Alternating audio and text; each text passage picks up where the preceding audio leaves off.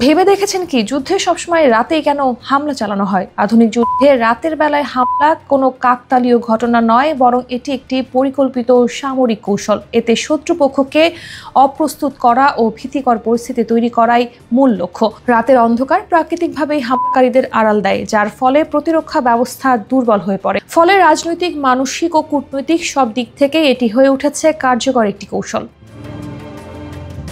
রাতের অন্ধকারে শুধু গোপনীয়তা নয়, বরং রাডার ফাঁকি, ভিজুয়াল নজরদারি হ্রাস এবং আচমকা বিস্ফোরণের মাধ্যমে শত্রু জনগণের মধ্যে আতঙ্ক ছড়ানোর উপায়ও। বিশেষজ্ঞদের মতে রাতের সময় আক্রমণে প্রতিপক্ষ সেনারা সাড়া দিতে দেরি করে, যার সুযোগে হামলাকারীরা কৌশলগত অর্জন নিশ্চিত করে। উন্নত দেশগুলো night vision goggles, thermal sensor, drone ও স্যাটেলাইটের সহায়তায় রাতে কার্যকরভাবে হামলা পরিচালনা করতে সক্ষম। ইলেকট্রনিক জ্যামার ব্যবহারের ফলে শত্রু যোগাযোগ বিচ্ছিন্ন হয়ে পড়ে, ফলে প্রতিরোধ দুর্বল হয়ে যায়।